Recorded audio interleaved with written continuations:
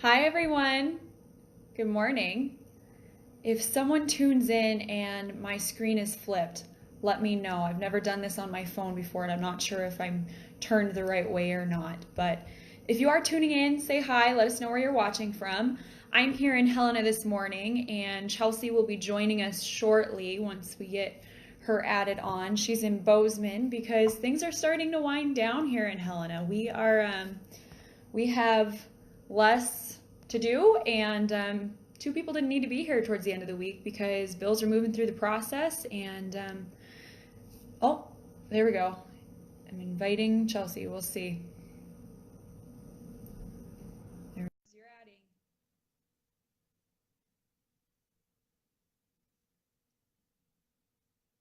Technology.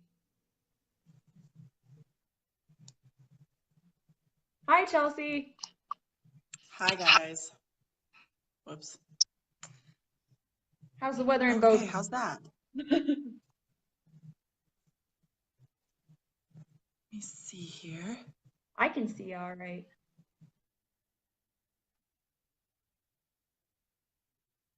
I was just saying things are starting to really wind down here in Helena, and you are in Bozeman right now. Oh, you're frozen. Okay. Okay. How is Oh, there you are.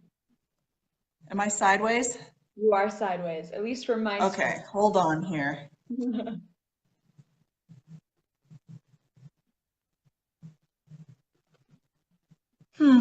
Well, isn't that a tragedy? Okay. That All works. right, let's go for it. I'll hold it like this. Sounds good. So as I said, it's been a pretty slow week here in Helena. All of the bills that we're hearing are bills that have already had their first hearing and are moving through the process. So it won't take long to get through all of them, but I'll give you a little bit of an update on what bills we did work on this week. The first one was Senate Bill 176. If you recall, that's the bill that creates a hemp plan and program here in Montana so that under the new 2018 Farm Bill, hemp is no longer a controlled substance. So growers can start doing that without the pilot program here in Montana. And Montana was the lead grower of hemp in the nation last year. So we really want to remain competitive with those new 2018 Farm Bill provisions. And this bill seeks to do that by creating avenues to have Montana certified hemp. And that was put in House Appropriations, its last committee hearing, and it's moving along very quickly as well. Um, Another one that was heard in House Appropriations was, or in Senate Finance and Claims, was House Bill 52.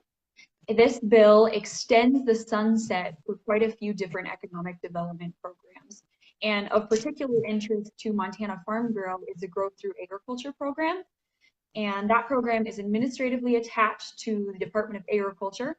And they provide grants and loans to businesses that seek to diversify and grow agricultural businesses across the state. We have members that have utilized and benefited from this program. So we were happy to see that under House Bill 52, not only is that funding extended to the year 2027 with the new amendment, but they also receive a $275,000 bump in funding. So we're very excited to see that and it moving along in the process as well. A companion bill for House Bill 52 is House Bill 431.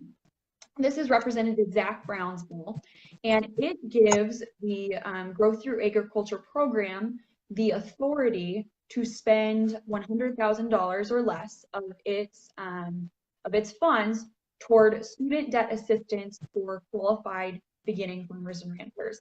And quite a few sideboards were added to this bill. You have to be a Montana resident whose primary occupation is production agriculture to qualify. You have to have received your post-secondary education from a qualified school, and you have to receive your bachelor's or your associate's degree, and you have to either be the primary owner or the heir or successor of a agricultural operation. And this program is very much supposed to be a hand up and not a hand out. So only 50% of that applicant's total outstanding educational loans are eligible for this program to provide assistance for. So that bill is a companion to House Bill 52, and it was heard in Senate Finance and Claims this morning.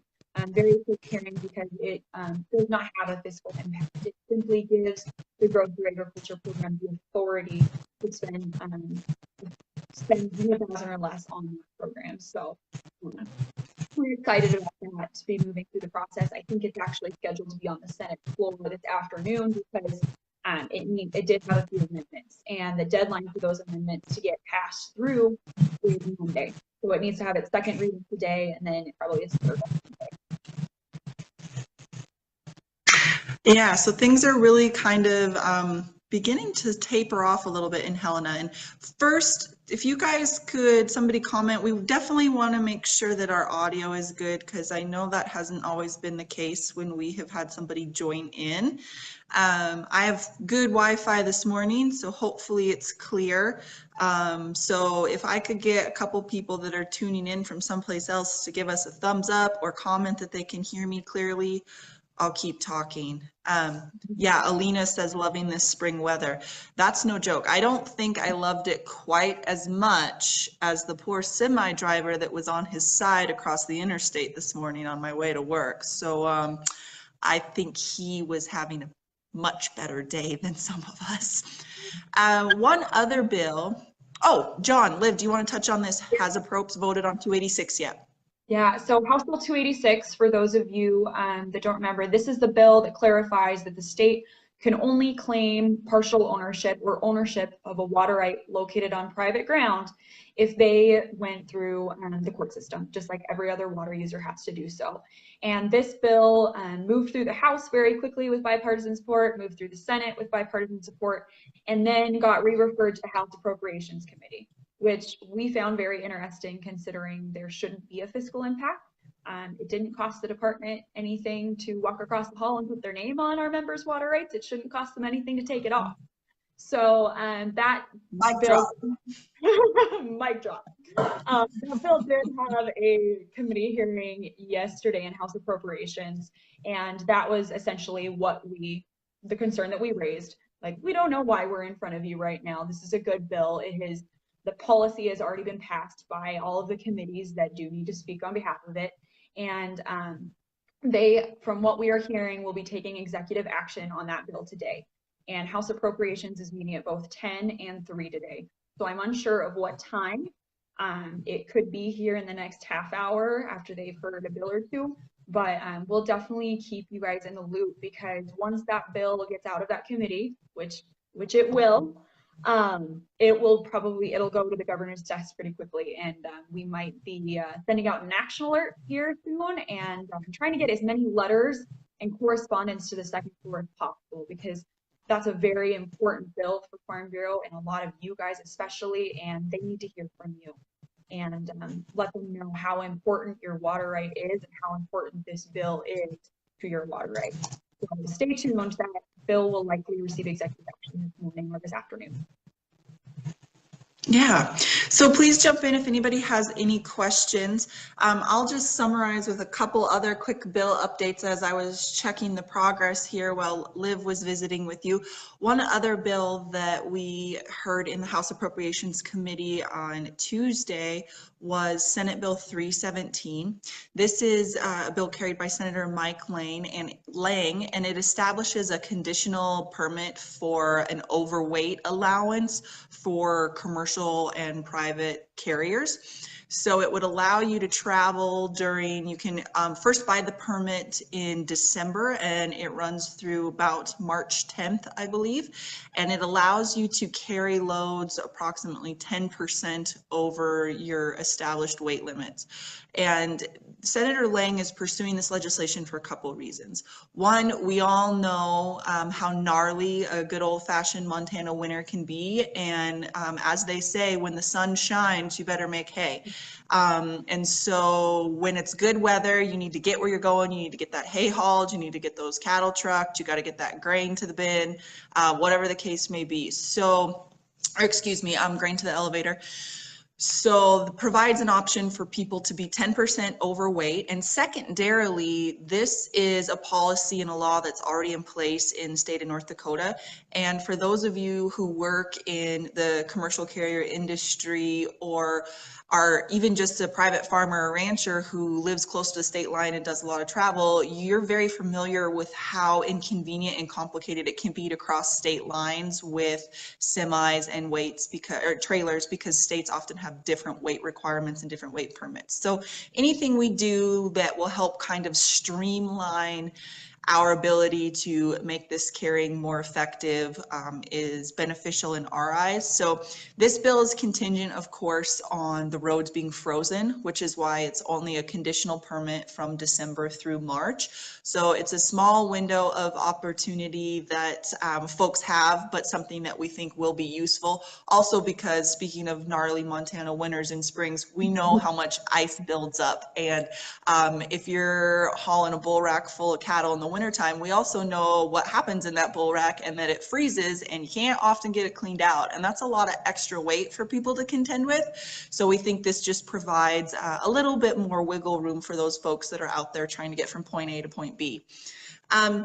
And there will be an updated legislative e-source that comes out later today, but just a couple things that have popped up on the radar that are moving through the process. A couple resolutions that we wanted to bring, that we worked on, that we wanted to bring up. So SJ6, which was carried by Senator Mike Cuff, is a resolution to further pursue delisting the grizzly bear and creating a state management plan in Montana. And that passed the House earlier this week on a pretty strong vote. I had switched bills. Let me pull it up again. It passed third reading with 61 votes. So we're excited to see that on its way as well. And a second bill that we've followed along with has been the sage grouse management bill, and I see that it did pass the House on third reading, but because it was amended pretty heavily, it's now going back to the Senate. And depending on how the Senate reacts to the amendments in that bill, it may pass and be sent to the governor, or they may be creating a conference committee to hash out those details. If a conference committee is created, those are appointments from both the House and the Senate, but there's no opportunity during a conference committee hearing for public input. You can certainly go in and listen, but there's not a formal public testimony period available. Simply the committee members are there to essentially negotiate the details and figure out what they can work with to get the bill moving forward. So there'll be a more thorough update on all of those probably later today, or maybe even later tomorrow, depending on if the House and the Senate are going to meet and take action. But